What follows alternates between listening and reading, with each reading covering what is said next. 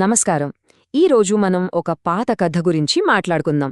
చాలా సింపుల్గా అనిపించే ఈ కథలో నిజానికి మనందరికీ ఉపయోగపడే ఒక పెద్ద పాఠం దాగుంది. ఏంటో చూద్దామా? ఆ పాఠం ఏంటో చెప్పే ముందు ఈ ఒక్క వాక్యాన్ని గుర్తుపెట్టుకోండి. విషయాలు ఎప్పుడూ కనిపించే విధంగా ఉండవు. మన కథ మొత్తం ఈ ఒక్క మాట చుట్టూనే తిరుగుతుంది. దీని వెనుకున్న అసలు అర్థమేంటో కథ వింటూ తెలుసుకుందాం.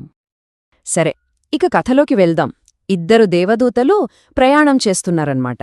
అలా ప్రయాణిస్తూ ఒక రాత్రికి ఎక్కడైనా ఆగుదామని అనుకున్నారు. వాళ్ల మొదటి మజిలీ దగ్గరే వాళ్లకొక విచిత్రమైన అనుభవం ఎదురైంది. అదే వారి మొదటి పరీక్ష. వాళ్లు ముందుగా ఒక పెద్ద భవంతిలోకి వెళ్లారు. ఒక ధనవంతుల కుటుంబమిళ్ళు అది. కాని ఆ ఇంట్లో వాళ్లు చాలా అమర్యాదగా ప్రవర్తించారు. కనీసం గెస్ట్ రూంలో కూడా ఉండటానికి ఒప్పుకోలేదు. బదులుగా కింద చల్లగా ఉండే బేస్మెంట్లో ఒక మూలన చిన్న జాగా ఇచ్చారు. పాపం ఆ దేవదూతలు ఆ గట్టి నేలమీదే పడుకోవాల్సొచ్చింది. అలా గట్టి నేలమీద పడుకున్నప్పుడు పెద్ద దేవదూతకు గోడలో ఒక పగులు కనిపించింది. వెంటనే ఆయన దాన్ని బాగుచేశాడు.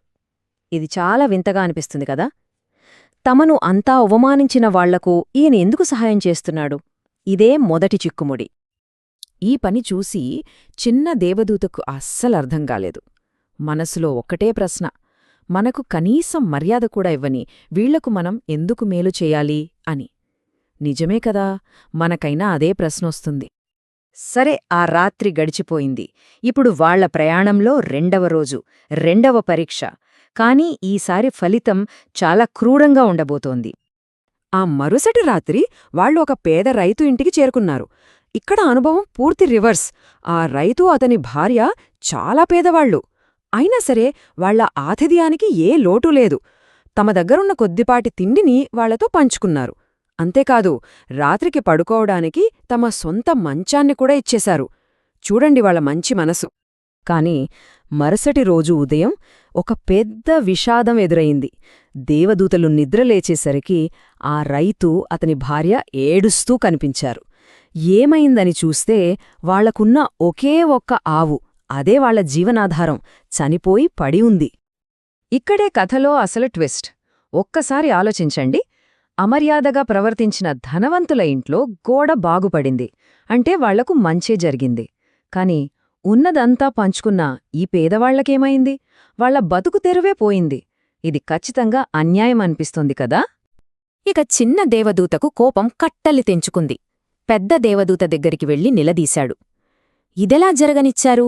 మొదటి కుటుంబానికి అన్నీ ఉన్నాయి, అయినా వాళ్లకి సహాయం చేశారు. ఈ మంచి కుటుంబం ఉన్నదంతా మనకిచ్చింది, కాని వాళ్ల ఆవుని చనిపోయేలా చూస్తూ ఊరుకున్నారు, ఎందుకిలా అని గట్టిగా అడిగాడు. చిన్న దేవదూత అడిగిన ప్రశ్నలకు ఇప్పుడు పెద్ద దేవదూత సమాధానం చెప్పబోతున్నాడు. ఆ సమాధానంలోనే మనకు కనిపించని న్యాయం దాగుంది. అప్పుడు పెద్ద దేవదూత అసలు విషయం చెప్పాడు. మొదటి ఇంట్లో ఆ బేస్మెంట్ గోడలో ఉన్న పగులు వెనుక పెద్ద బంగారు నిధి ఉంది. ఆ కుటుంబం చాలా దురాశాపరులు. వాళ్లకు ఆ నిధి దొరికితే ఇంకా చెడిపోతారు. అందుకే ఆ నిధి వాళ్ల కంటపడకుండా నేను గోడను మూసేశాను.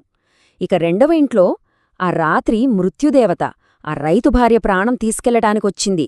నేను ఆమెకు బదులుగా ఆ ఆవు ప్రాణాన్నిచ్చి ఆ కుటుంబాన్ని కాపాడాను అని వివరించాడు. చూశారా, జరిగిన దానికి దాని వెనకున్న అసలు కారణానికే ఎంత తేడా ఉందో? ఇక్కడే మన కథలోని అసలైన నీతి ఉంది. అదేంటంటే మనం ఎప్పుడూ పెద్ద చిత్రాన్ని చూడాలి. అంటే మన జీవితంలో కూడా అంతే. కొన్నిసార్లు మనకు జరగాల్సినవి జరగవు, లేదా అనుకోని కష్టాలొస్తాయి. అప్పుడు మనకు చాలా బాధగా, అన్యాయంగా అనిపిస్తుంది. కాని ఈ కథ మనకు చెప్పేదేంటంటే మంచి మనసు, నమ్మకముంటే చివరకు జరిగే ప్రతిదీ మన మంచికే జరుగుతుంది. దాని వెనక మనకు తెలియని ఒక మంచి కారణం ఉండి ఉంటుంది. సో ఫైనల్గా మనం గుర్తుపెట్టుకోవాల్సినవి కొన్ని ఉన్నాయి. మొదటిది, ఏది చూసిన వెంటనే ఒక అంచనాకు రాకూడదు. రెండోది, మన జీవితంలో ఏదైనా అనుకోనిది జరిగితే వెంటనే నిరాశపడిపోకూడదు. ఎందుకంటే ఆ జరిగిన దానిలో కూడా మనకేదో ఒక మేలు దాగి ఉండొచ్చు. ఆ మేలు ఏంటో మనకు వెంటనే అర్థం కాకపోవచ్చు, కొంత సమయం తర్వాత అర్థమవుతుంది, అంతే. ఈ కథ విన్న తర్వాత మనందరం ఒక్కసారి మన జీవితాల గురించి ఆలోచించుకోవాలి. ప్రస్తుతం మన జీవితంలో మనకు అర్థం కానివి, మనల్ని బాధపెట్టేవి ఏమైనా ఉన్నాయా? బహుశా వాటి వెనుక కూడా మనం చూడలేని ఒక పెద్ద కథ నడుస్తోందేమో? ఈ ప్రశ్నతోనే ఈరోజు ఈ కథను ముగిద్దాం.